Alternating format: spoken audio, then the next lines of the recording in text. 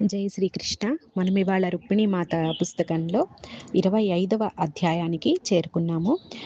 ఈ అధ్యాయం పేరు అర్జునాస్ ఎన్కౌంటర్ విత్ మహాదేవ్. మహాదేవుడితోటి అర్జునుడి యొక్క సమావేశము అలాగా మనం చెప్పుకోవచ్చు. గత అధ్యాయంలో అభిషేక్, తర్వాత మేనక, సుజాత వాళ్ళందరూ రేవతిని కలవడము, ఇంటికొచ్చిన తర్వాత అప్పుడున్నటువంటి అంటే వాళ్ళు ఉన్నటువంటి పరిస్థితిలో ఉన్న అక్కడ జరుగుతున్నటువంటి రాజ్యంలో జరుగుతున్న సంగతుల గురించి వాళ్ళు మాట్లాడుకోవడం మనం చూసాము. అప్పుడు అభిషేక్ చూచాయిగా జరగబోయే ఒక గొప్ప పరిణామం జరగబోతోంది. ఒక రకమైనటువంటి ఒక ట్రయల్ అంటే ఒక విపత్కర పరిస్థితి లాంటిది. అంటే చూచాయిగా యుద్ధం జరగవచ్చు అన్నట్టుగా అతను తన అభిప్రాయాన్ని చెప్తాడు. అప్పుడు వీళ్ళు భయపడిపోతారనమాట. మేనక, సుజాత అది వినడానికి చాలా కష్టంగా అనిపిస్తుంది వాళ్ళకి యుద్ధం అనగానే. అయితే అది ఆ రాత్రి వాళ్ళు పొందినటువంటి ఆనందాన్ని కూడా అది డామినేట్ చేస్తుందనమాట. అంటే వాళ్ళు రేవతితోటి శివరాత్రి రోజు చక్కగా గడిపొచ్చారు. కానీ ఈ సంభాషణ అన్నది వాళ్ళలో చాలా ఆదుర్దాన్ని, ఆందోళనని నింపుతుందనమాట. అయితే తను సుజాత మాత్రం ఎలాగోలా ఆ రాత్రి యొక్క ఆనందము, ఆ శివరాత్రి గురించినటువంటి ఆనందంలో ఉన్నా కూడా చాలా వరకు తను బయటకి రాగలుగుతుంది ఈ భయం నుంచి. కానీ మేనక మాత్రం అందులోంచి బయటికి రాలేకపోతుంది. తను చాలా ఆందోళన పడుతూ ఉంటుందన్నమాట. అప్పుడు అభిషేక్ వచ్చి మళ్ళీ సాయంత్రం వచ్చినప్పుడు తను అంటాడనమాట. సరే, సరే, నేను మిమ్మల్ని బాధ పెట్టాలని నేను అలా అనలేదు. నన్ను క్షమించు మిమ్మల్ని బాధ పెట్టినందుకు. కానీ నాకు అక్కడ జరుగుతున్నటువంటి అక్కడ జరుగుతున్న పరిణామాలన్నీ నేను చూస్తున్నా గాబట్టి నాకలా అనిపిచ్చింది. బహుశా నాది కూడా తప్పు కావచ్చు. కృష్ణుడు, రుక్మిణీ మాత యుద్ధాన్ని జరిగే వరకు వాళ్ళేమి చూస్తూ ఊరుకోరు. వాళ్ళు ఏదో ఒకటి చేస్తారు. పర్వాలేదు, మీరు కంగారు పడకండి అని చెప్పి సుజాత చెప్తుంది. అలాగే అభిషేక్ కూడా అంటాడనమాట ఈ మాటలు. అన్న తర్వాత కానీ తనకి అనిపిస్తుంది ఏదో పరీక్ష రాబోతోంది పాండవులకి ఆహ్, అని అనుకుంటారనమాట. ఎన్నో యుద్ధాలు శ్రీకృష్ణుల వారు అప్పటికి చాలా యుద్ధాలు ఆయన చేశారు. అంతకుముందు ఆయనకున్న శత్రువుల మీద. వాటిల్లో భాగస్వామ్యం అభిషేక్ కూడా ఉన్నాడు ఆ సైన్యంలో. కాబట్టి పాత శత్రువుల వల్ల ఏమైనా ముప్పు రావచ్చేమో ఇట్లా రకరకాలుగా వాళ్ళు అనుకుంటారు. అంతకు ముందు పడినటువంటి బాధల కన్నా అంటే వేరే వేరే రాజుల దగ్గర నుంచి కృష్ణుడు రకరకాలుగా చాలా ఇబ్బందులు పడ్డారు కదా! అట్లా కాకుండా అందరికీ సంబంధించి ఏదైనా ఒక పెద్ద అరిష్టం రాబోతోందా అని సుజాత కొద్దిగా భయపడుతుంది. ఇక మేనక విషయం అయితే మనం చెప్పక్కర్లేదు. మేనక చాలా గాబరా పడిపోతూ ఉంటుంది. ఆ రాత్రి జరిగిన దగ్గర నుంచి కూడా అభిషేక్ అన్న తర్వాత నుంచి తన ఆలోచనలో పడిపోతుంది.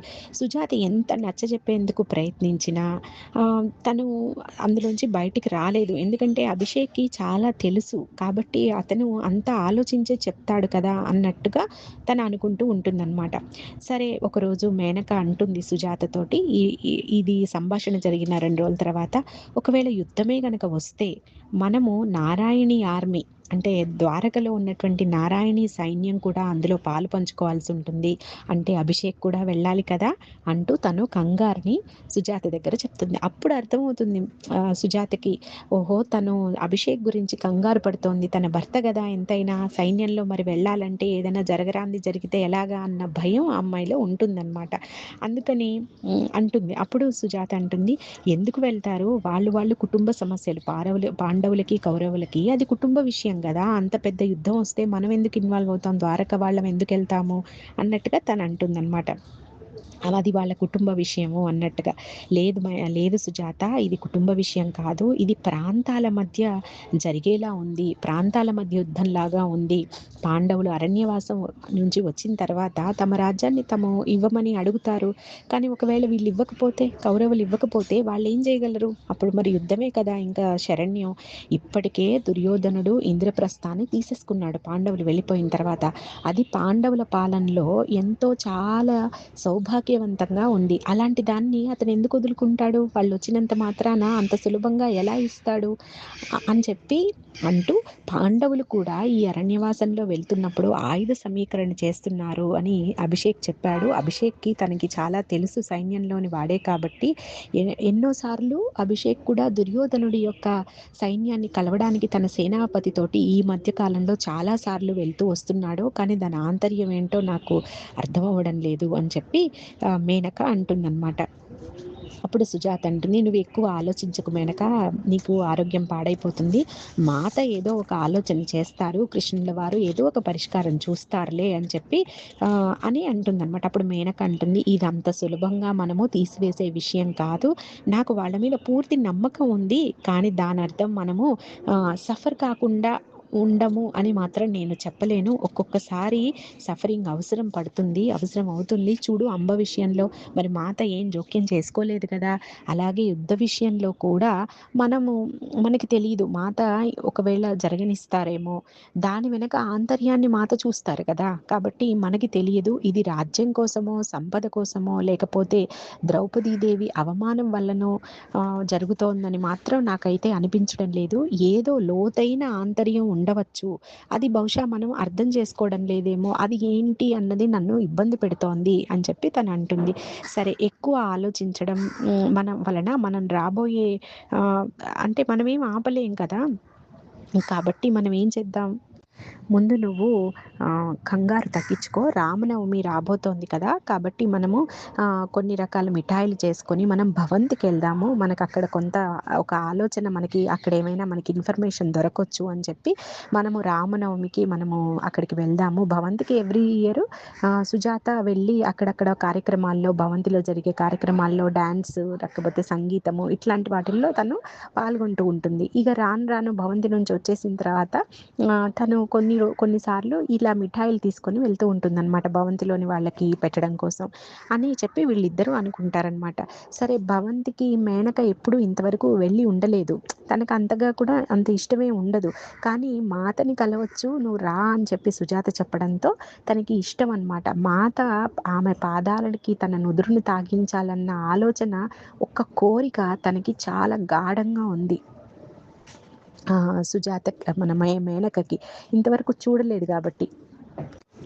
తన ఆరాధ్య దైవమైన మాత పాదాలు స్పృశించాలనే కోరికతోటి సరే వస్తాను అన్నట్టుగా సుజాతతోటి అంటుంది. వాళ్ళిద్దరూ కలిసి వాళ్ళు అక్కడికి వెళ్తారు భవంతికి. సుమతి ఎదురవుతుంది. చక్కగా ఆ మిఠాయిలన్నీ వాళ్ళు ఇచ్చేస్తారు. తను సుజాత అనుకుంటుంది, ఇప్పుడు చాలామంది మహిళలున్నారు. ఇవి సరిపోతాయో లేదో అనుకుంటూ ఇస్తుంది. అక్కడ ఆల్రెడీ కొన్ని మిఠాయిలు చేసున్నారు గాబట్టి పర్వాలేదు అనుకుంటుంది.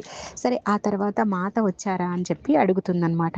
అప్పుడు మాత రాలేదు. మాత చాలా ముఖ్యమైన పనిలో ఉన్నారట. కనుక మాత రాలేదు. అంజలి ఉంది. వెళ్ళి అంజలిని కలవండి. అంజలి కూడా వెళ్ళిపోబోతోంది అంటే గబగబా వాళ్ళు మందిరం దగ్గరికి, అంబికామాత మందిరం దగ్గరికి వెళ్తారనమాట. అంజలి చూస్తుంది. అప్పుడు సుజాత పరిచయం చేస్తుంది మేనకని. అయితే తనకి చెప్తుందనమాట, అంజలి చూడు, తను మా వదిన మేనక, తనకి ఎంతో ఇష్టము మాత అంటే, తనని ఒకసారి చూడాలని తన కోరిక అని చెప్పి అంటే అప్పుడు అంజలి అంటుంది, తొందరలోనే నీ కోరిక నెరవేరుతుందిలే, ఇప్పుడు మాత్రం మాత ముఖ్యమైన పనిలో ఉన్నారు అని చెప్పి అంటుంది. వెంటనే మేనక ఏదో చాలా పరిచయం ఉన్నట్లు, ఎన్నో రోజుల నుంచి వాళ్ళు కలిసే ఉన్నట్లు, తన స్నేహితురాలైనట్టుగా చాలా, అంటే ఏ బెరుకు లేకుండా అడిగేస్తుందనమాట అంజలిని. ఏమనంటే, అర్జునుడితో ఉన్నారా మాత ఏమైనా అని చెప్పి అడుగుతుంది. ఆశ్చర్యపోతుంది సుజాత. సుజాత ఎప్పుడు అంత తొందరగా క్వెషన్ ఏసేది కాదు కదా! చాలా భయపడేది అంజలి దగ్గర. అంటే భయపడడం అంటే గౌరవం అనమాట, అది భక్తి అట్లా.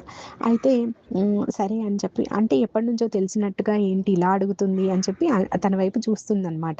అంజలి వైపు మేనక వైపు సుజాత అలా చూస్తుంది. అప్పుడు మా మేన మా మన మేనక అంటుంది, మాకు ఏదో అర్జునుడు ఒక పెద్ద పరిణామము ఎదుర్కోబోతున్నారు అని మాకు అర్థమవుతోంది, తెలుస్తోంది. కానీ అది యుద్ధమైతే కాదు కదా! అంటూ డైరెక్ట్గా అడిగేస్తుంది మేనక. అడగగానే అంజలి అంటుంది, హా, మనందరము అదే ఆశిద్దాం. హింసకు తావు లేకుండా పరిష్కరించే పరిస్థితి ఇప్పుడు లేదు అంటుంది అంజలి. అందుకే శ్రీకృష్ణుల వారు స్వయంగా అర్జునుణ్ణి మహాదేవుణ్ణి ప్రసన్నం చేసుకోవడానికి పంపించారు. ఈ అరణ్యవాసం సమయంలో వాళ్ళు కొంత ఆయుధ సమీకరణ, సంబంధ బాంధవ్యాలు మెరుగుపరుచుకోవడం కూడా వాళ్ళు చేస్తున్నారు. కానీ అది ఎంతో శక్తివంతమైనది, ఆ అస్త్రం పాశుపతాస్త్రం. దానికోసం తపస్సు చేస్తున్నారు అర్జునుల వారు. కానీ దానికి ఎంతో పరేంగిత ప్రజ్ఞతో దాన్ని వాడాలట. అంటే పరేంగిత ప్రజ్ఞ అంటే మన అందదన్నమాట. మన మానవ మేధస్సుకు అందనటువంటి ఒక ఉన్నత తలాల్లో ఉన్నటువంటి మేధస్సు అది. అలాంటి మేధస్సు కలవాళ్లే ఆ యొక్క అస్త్రాలని వాడగలుగుతారు. అలాంటి ఒక మేధస్సు కోసం ఆయన ఆల్రెడీ అలాంటి ట్రైనింగ్ ఇక్కడ పొందారు. మాతతోటి, కృష్ణుడితోటి, ఆ పరేంగిత ప్రజ్ఞతోటి ఆయన అంటే ఆయనలో ఆ యొక్క ఇంప్రూవ్మెంట్ ఇక్కడే జరిగింది. కానీ ఇంకా మహాదేవుడి స్థాయికి వెళ్ళాలి కదా, మరి ఆయన దగ్గర నుంచి ఆయన్ని ప్రసన్నం చేసుకోవాలి కాబట్టి ఆయన్ని తపస్సుకి పంపించారు. ఆ యొక్క మహాపాశుపతాస్త్రం అన్నది ఆ మానవ మేధస్సుకు అందదన్నమాట. అది ఆ యొక్క పరేంద్రిత ప్రజ్ఞతో మాత్రమే అలాంటి ఆయుధాలను మనము వాడగలుగుతాము. ఇంకా ఆ యొక్క అస్త్రం మాత్రము మిగతా అస్త్రాలన్నింటినీ కూడా న్యూట్రలైజ్ చేస్తుంది. కానీ ప్రాణహాని భూమి మీద జరుగుతుంది అని చెప్పి అంజలి చెప్తుందన్నమాట.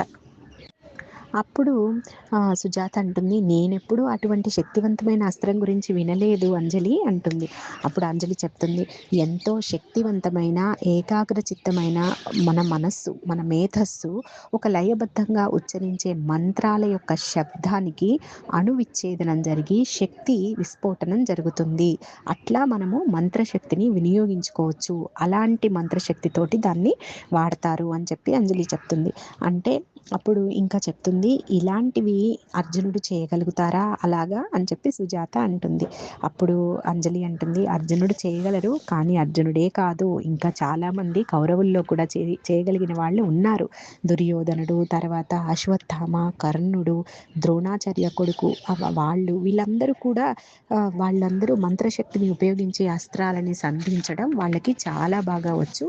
అందుకే ఇంకా బాగా అంటే ఇంకా మంచిదైన నైపుణ్యంతో చేయగలిగినటువంటి మహాపాశుపతాస్త్రం గురించి ప్రసన్నం చేసుకోవడానికి మహాదేవుణ్ణి శ్రీకృష్ణుల వారు, రుక్మిణీమాత వాళ్ళ యొక్క సూచన మేరకు అర్జునుడు తపస్సు చేస్తున్నాడు అని చెప్తూ అశ్వత్థాముడి దగ్గర బ్రహ్మాస్త్రం ఉంది అని చెప్తూ వీళ్ళు కూడా అంతే శక్తివంతులు, కౌరవులు కూడా అంతే శక్తివంతులు, కాబట్టి దానికి సమఉజ్జీగా అర్జునుడు కృషి చేయవలసి ఉంది అని చెప్పి అంటుందన్నమాట. అతను అనుకున్న ఆయుధాన్ని సాధించగలడు, కానీ దాని ఆంతర్యం ఎంతో లోతైన ఉద్దేశం మాత్రం వేరే ఉంది. అది కేవలం అస్త్రం కోసమే కాదు. ఆయన యొక్క ఈ ఏకాంతంగా తపస్సు చేయడం అన్నది ఓన్లీ ఈ పాశుపతాస్త్రాన్ని తీసుకోవడం అంటే సాధించడం మాత్రమే కాదు, ఇంకేదో ఉంది ఉద్దేశం అని చెప్పి అంజలి చెప్తుందన్నమాట. మహాదేవుడి పరీక్ష చాలా కఠినంగా ఉంటుంది. అతను ఓర్పుని చూస్తారు. మహాదేవుడి పరీక్ష వేటి విషయాల మీద ఉంటుందంటే ఓర్పు, సహనము, ఆత్మస్థైర్యము, మానసిక స్థైర్యము, ప్రజ్ఞలకు అది ఒక పరీక్ష అన్నమాట. అర్జునుడికి ఇవన్నీ టెస్ట్ చేస్తారు మహాదేవుడు. మరి ఎంతో గొప్పదైన ఆధ్యాత్మిక స్థితులను పొందడానికి ఇవన్నీ ఆవశ్యకం కదా. కానీ ప్రపంచము మాత్రం గొప్ప పోరాట యోధుడిలాగా మాత్రమే అర్జునుడిని చూస్తుంది. కృష్ణుడు, మాత మాత్రం ఆయనలో ఉన్న ఆధ్యాత్మిక శక్తిని మేల్కొల్పే యత్నం చేస్తున్నారు. ఆయన ఏకాంత సమయం యుద్ధానికి ఆయుధ సమీకరణ కోసం కాదు, అసలు అవన్నీ ఆయనకి ఆల్రెడీ ఉన్నాయి. ఆ శక్తులు చాలా వరకు మానసిక స్థైర్యము, ప్రజ్ఞని నైపుణ్యం పెట్టుకోవడము, ఇవన్నీ ఆయనకు ఆల్రెడీ ఉన్నాయి. కానీ వాటి యొక్క ముఖ్య ఉద్దేశం ఏంటి అంటే సెల్ఫ్ రియలైజేషన్, అది యోగత్వం అన్నమాట, ఆ ఎన్లైటన్మెంట్. వాటి కోసము ఆయన కొన్ని రకాల మాయల్ని దాటాలి, కొన్ని రకాల టెంప్టేషన్స్ని దాటాలి. కాబట్టి అప్పుడు మాత్రమే ఆయన రియాలిటీని అంటే ఆ యొక్క స్వస్వరూప జ్ఞానాన్ని, ఆ నిజతత్వాన్ని దాన్ని పొందగలుగుతాడు. ఆ శివుడి యొక్క తత్వం, రియాలిటీ ఆఫ్ శివ అన్నమాట. ఆ యొక్క శివతత్వాన్ని ఆయన అర్థం చేసుకుంటారు. ఎప్పుడైతే మన మనస్సు స్థిరంగా ఉంటుందో, చెలింపు లేకుండా ఉంటుందో, అప్పుడు మాత్రమే మహాదేవుడి యొక్క ప్రసన్నత ఆయన పొందగలడు. పాశుపతాస్త్రం కూడా అప్పుడు మాత్రమే పొందగలడు. కానీ అది కేవలం ధర్మం కోసం మాత్రమే ఆయన దానికోసం ప్రయత్నం చేస్తున్నారు, కానీ తన వ్యక్తిగత సాధన కోసం మాత్రం కాదు. ఈ అస్త్రాలన్నీ కూడా ధర్మం కోసమే యూస్ చేయాలి అన్నట్టుగా అంజలి చెప్తుందనమాట. అప్పుడు సుజాత అడుగుతుంది, ఆయన ఇంత గొప్ప ఆయన, ఇంత రకం స్థితిలోకి వచ్చిన ఆయనకి ఇంకా మాయ ఏముంది, ఇంకా మాయ, ఇంకా టెంప్టేషన్స్ ఏముంటాయి అని చెప్పి అడుగుతుందనమాట. చూడండి ఇక్కడ అంజలి చెప్తుంది, మన దేహము మాయ లేకుండా ఉండదు. దేహం యొక్క దేహానికి పక్కనే ఉంటుంది మాయ. కాబట్టి అది ఎప్పుడూ మనల్ని ముంచుతూనే ఉంటుంది. అనుక్షణం మనము ఎరుకతో ఉండాలి. స్వస్వరూప జ్ఞానాన్ని యథాతథంగా మనము ఆ మాయలో ఉంటే అర్థం చేసుకోలేము. అసలైన రియాలిటీ, అసలైన సత్యాన్ని మనము ఆ మాయ వల్ల మనము పూర్తిగా గ్రహించలేము. మనం చూసేదే సత్యం అనుకుంటూ ఉంటామన్నమాట. అప్పుడు కొద్దిసేపు అయిన వెంటనే మేనకకి ఏదో అర్థమవుతుంది. వెంటనే మేనక అంటుంది, నాకు అర్థమైంది అంజలి, ఇలా నన్ను మాత ఇక్కడికి ఎందుకు రప్పించారు, ఎందుకు ఆమె నాకు ఈ గైడెన్స్ ఇస్తున్నారు అన్నది నాకు అర్థమైంది. నేను ఈ గైడెన్స్ కోసమే నేను ఇక్కడికి వచ్చాను ఇవాళ అని చెప్పి తను అర్థం చేసుకుంటుందన్నమాట. తన కోసమే చెప్తుంది అంజలి ఇవన్నీ అని చెప్పి. ఇంకా అంటుంది, నేను యుద్ధం గురించి ఎక్కువ ఆందోళన చెందుతున్నాను. దాని యొక్క గొప్ప పర్పస్ అంటే గ్రేట్ పర్పస్ అంటాం కదా, ఒక గొప్ప ఉద్దేశం ఏంటి అన్నది మనకి తెలియదు కదా, మనం అంత అర్థం చేసుకునే స్థితిలో లేము. దానికి మనం ఏం చేయాలి అంటే, మనకి తెలియడం లేదు, అది పూర్తిగా అర్థం కావడం లేదు, కాబట్టి దానికి మనము సరెండర్ అవ్వడమే మంచిది, మనం దానికి శరణు పొందడమే మంచిది అని నాకు ఇప్పుడు అర్థమైంది అని చెప్పి ఇక్కడ మేనక అంటుంది. అప్పుడు అంజలి అంటుంది ఒక మంచి ఇంపార్టెంట్ పాయింట్, శరణాగతి పొందడం అన్నది జ్ఞానంతో పొందాలి, ఓటమితో కాదు. అది మనము ఇంకేం చేయగలంలే, ఇంకా భగవంతుడి పాదాల మీద పెట్టేద్దాం, ఇంకేం చేస్తాం మనం అని అనుకుంటాం కదా. మనం అది కాదు, మనం అలా చేయకూడదు. ఏం చేసినా అంటే ఈ రిజల్ట్ పాజిటివ్ వచ్చినా నెగిటివ్ వచ్చినా మనం ఏమీ చేయలేకపోవడం వల్ల భగవంతుడిని మనము శరణాగతి పొందడం కాదు. ఏ పరిస్థితుల్లో అయినా శరణాగతి పొందడం. చూసారా, ఓటమితో శరణాగతి కాదు, జ్ఞానంతో శరణాగతి పొందండి. ఇది ఇక్కడ చాలా ఇంపార్టెంట్ పాయింట్ అన్నమాట. ఇలా అంజలి చెప్తుంది. ఇంకా అంజలి చెప్తుంది, ప్రతి సంఘటన యొక్క బీజము ముందే ఏర్పడి ఉంటుంది, దాని ఫలాలు ఇప్పుడు వస్తుంటాయి అన్నమాట. ఆ బీజాన్ని మనం మార్చలేం కదా, మనం దానికి స్పందించే తీరుని మార్చుకోగలము. దానివల్లనే భవిష్యత్తు చక్కగా రూపుదిద్దుకుంటుంది. ఇది చాలా ఇంపార్టెంట్ ఇక్కడ. అంటే మనం అనుకుంటాం కర్మ ఆల్రెడీ మనకి జరిగిపోయింది, మనం కర్మ చేసేసాము, ఎప్పుడో ఒక పని చేసేసాము, దాని రిజల్ట్ ఇప్పుడు వస్తోంది కదా.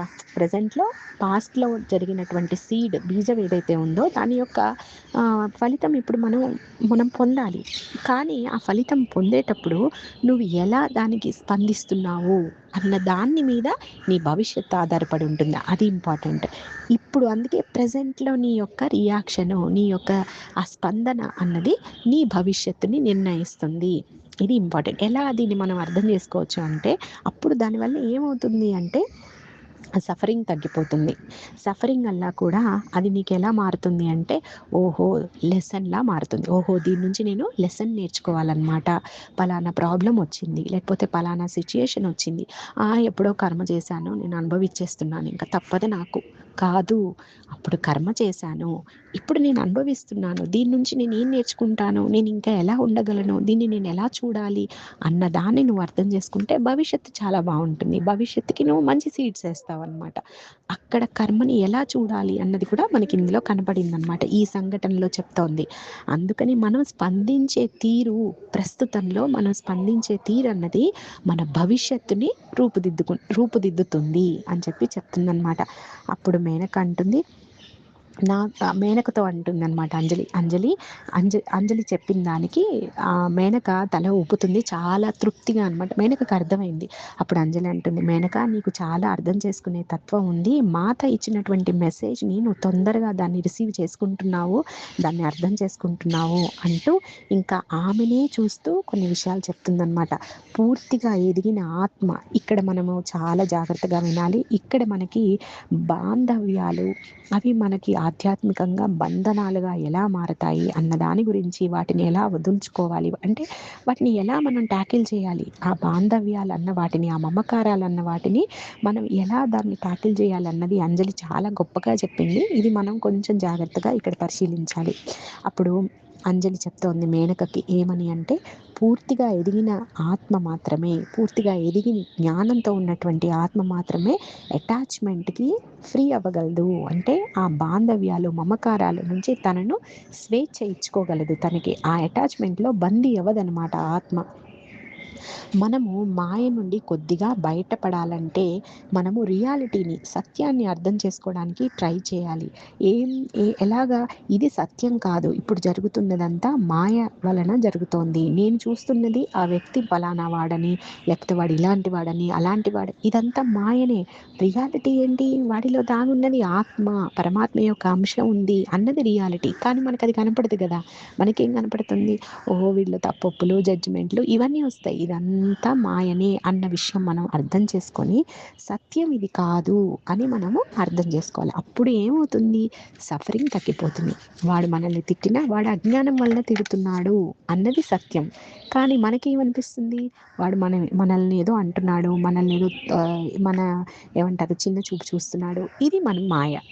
సత్యం ఏంటి, వాడు అజ్ఞానం వల్ల వాడు తిడుతున్నాడు, తిట్టినంత వాళ్ళ ఈ దేహాన్ని తిడుతున్నాడు. మనం ఆ కాసేపు మనం దాన్ని అలా గమనిస్తూ ఉన్నట్టయితే అక్కడ మనకి సఫరింగ్ ఉండదు. దీనివల్ల మెయిన్ ఏంటి, సఫరింగ్ ఉండదు.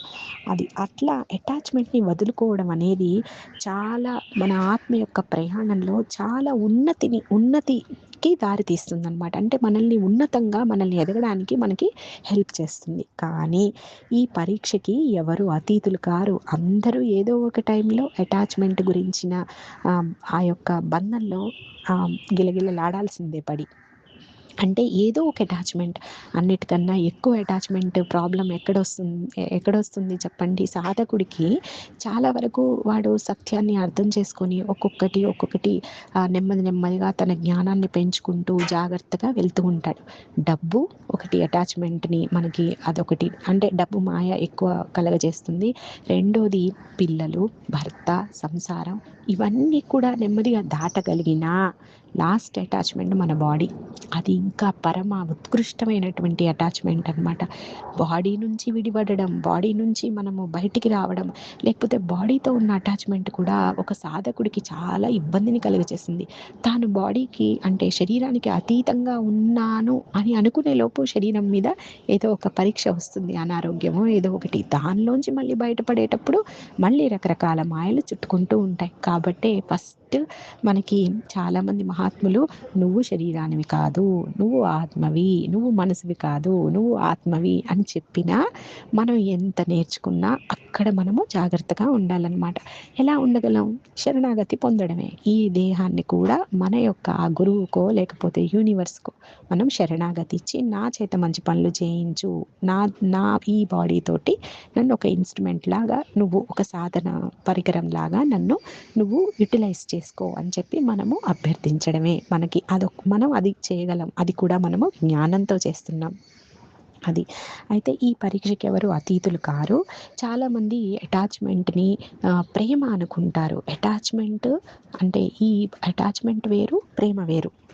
కానీ ఈ అటాచ్మెంట్ వేరు, ప్రేమ వేరు అని అంజలి చెప్తోంది. అంజలి ఏమని చెప్తోందంటే, అటాచ్మెంట్ అన్నది ఒక లిమిటింగ్ ఫోర్స్. అంటే నిన్ను పరిమితం చేస్తుంది అక్కడ. అంటే ఇప్పుడు ఒక బంధం ఉంది, కొడుకో, భర్తో, తమ్ముడో, లేకపోతే ఇంకోటో ఆ బంధాన్ని నాకే కావాలి, నన్ను చూడాలి, లేకపోతే నాతో ఉండాలి అట్లా, లేకపోతే వాడు చాలా బాగుండాలి, వాడికి అన్నీ చేయడమో, లేకపోతే ఆమె ఎంతో బాగుండాలి, ఆమెకు అన్నీ అంటే ఇవన్నీ కూడా ఒక పరిమితంగా ఉంటాయన్నమాట.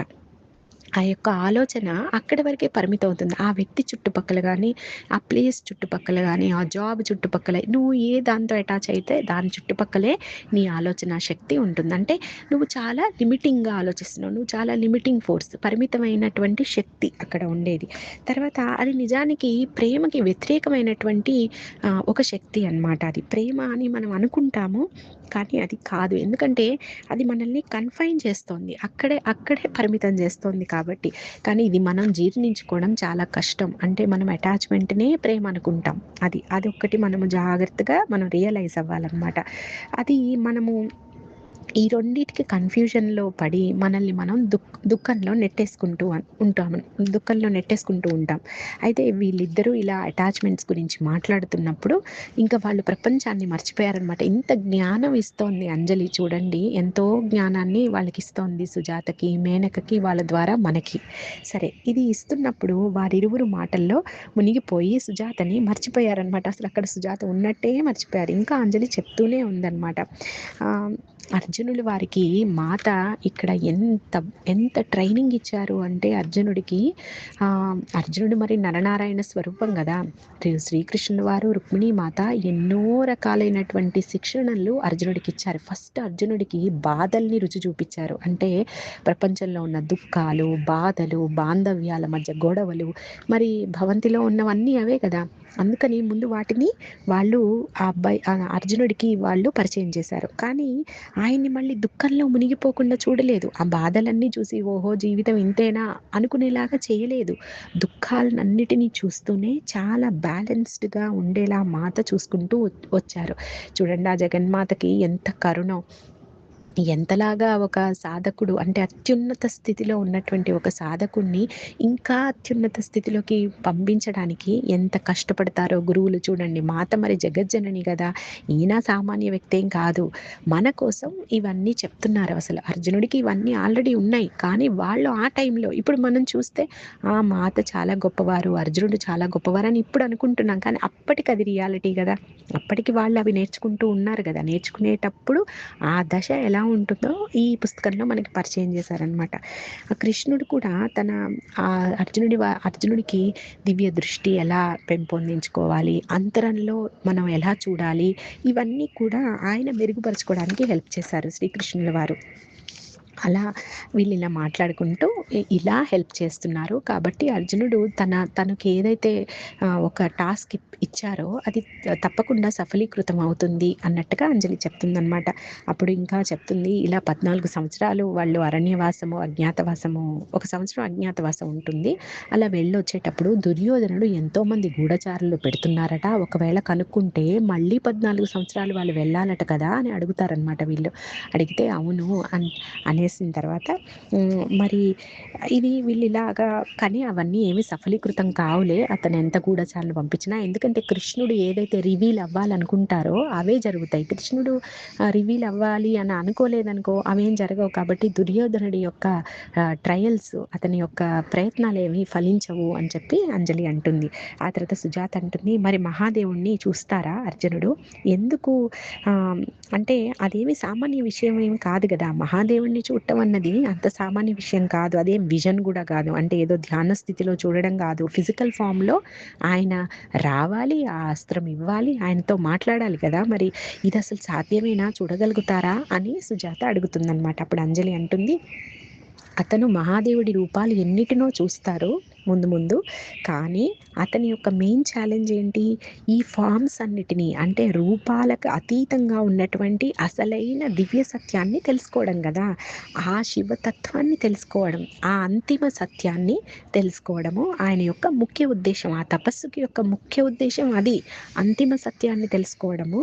ఆహ్, చాలా వరకు అర్జునుడి వారు ఆ యొక్క సత్యానికి చేరువలోనే ఉన్నారు. ఆయన తప్పకుండా తెలుసుకుంటారని ఆశిద్దాం అని చెప్పి తను అంటుందనమాట అంజలి. అని ఇంక సరే నేను బయలుదేరుతాను అంటుంది. వీళ్ళిద్దరూ కలిసి నిలబడి ప్రణామం చేస్తారు. అంజలి ఇచ్చినటువంటి జ్ఞానానికి వాళ్ళు మైమరిచిపోతూ ఆ యొక్క జ్ఞాన సాగరంలో అలా ఓలలాడుతూ ఆలోచనలతో ప్రణామం చేసి నెమ్మదిగా ఇంటికెళ్తారు. మేనకకి మాత్రం ఏది అందాలో అది అందుతుంది. అంటే తన భర్త పట్ల అటాచ్‌మెంట్‌ని వదులుకోమని, తర్వాత ఆందోళన చెందవద్దని, అసలైన సత్యాన్ని చూడాలని చెప్పి, ఆ యొక్క ఒకవేళ వార్ జరిగినా దాని యొక్క గ్రేట్ పర్పస్‌ని అర్థం చేసుకోవాలి, లేదా సరెండర్ అవ్వాలని చెప్పి చూచాయగా అంజలి మేనకకి చెప్తుంది. ఆ యొక్క మేనక యొక్క సాధన బలం వలనో, మాత యొక్క ఆశీస్సుల వలనో కానీ మేనకకి అదంతా అర్థమయ్యి, దాన్ని తను యాక్సెప్ట్ చేస్తుంది. తను తన్ని తాను ప్రిపేర్ చేసుకుంటూ ఉంటుందన్నమాట. అంటే యుద్ధం అనగానే భయం, భయం ఆల్రెడీ వస్తుంది. తన భర్త సైన్యంలో ఉన్నాడు కాబట్టి.